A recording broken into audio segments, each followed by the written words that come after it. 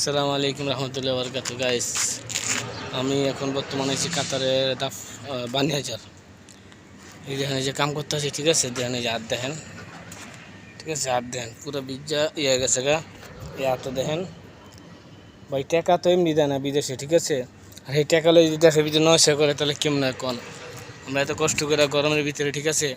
কত গরম দেখেন, এই যে কত গরম, ঠিক আছে। গরমের ভিতরে মনে করেন যে কাম করতেছি এখানে, এটা বানাইতেছি একটা ঢালাই ওই জায়গা দিয়া সব কাজ করি আলহামদুলিল্লাহ। কারেন্টের কাম করি, তারপরে পানির পাইপ বিল্ডারের কাম করি, টাইসের কাম করি, রঙের কাম করি, জিপসনের কাম করি, হল্ডিংয়ের কাম করি। সব কামে আলহামদুলিল্লাহ আল্লাহ নলেজে দিয়েছে, করতে পারি ইনশাল্লাহ।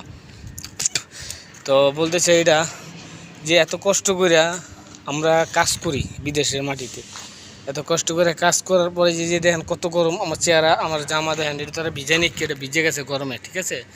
এরকম গরম গামে হনে যে পড়তেছে দেখেন, ঠিক আছে। এরকম টাইম হয় আপনার আমাদের যে পায়ে যে জুতা থাকে, এই জুতা আছে না সিফটি জুতা, সিফটি জুতার থেকে পানি বেরোয়, খালি গামের পানি, ঠিক আছে। তারপরে এই তো গেলে এক কষ্ট। এই কষ্ট করানোর পরে যখন মনে করেন যে আপনার রুমে যাবো, গাড়িতে বইলে এসি ছাড়া থাকে, শীত করে। আবার যখন রুমে যা গোসল করবো, পানি গায়ে লাগান জানে, এত গরম থাকে কোন। এত কষ্ট করে নাক দিয়ে মাঝে মাঝে আবার রক্তও পড়ে। মানুষ তো বুঝে না এত কষ্টের টাকা আমাকে, ঠিক আছে।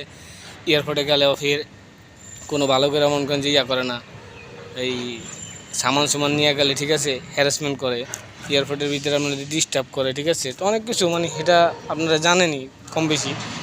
তো বিদেশে বহুত কষ্টের টাকা ভাই, ঠিক আছে, প্রবাসীদের। তা আমাদের প্রবাসীদের জন্য যে ডক্টর ইউনূস স্যার আইছে বাংলাদেশে বর্তমানে, ওই ইমার্জেন্সি ক্ষমতায় প্রেসিডেন্ট আছে, ঠিক আছে। তার দৃষ্টি আকর্ষণ করে বলতেছি যে আমাদের প্রবাসীদের জন্য আপনি একটু কিছু করে দিবেন, কিন্তু আমরা জানি তো কষ্ট করার পরে জানি কিছু একটা ফায়দা পাই, ঠিক আছে। আসসালামু আলাইকুম রহমতুল্লাহ বরকাতুহ।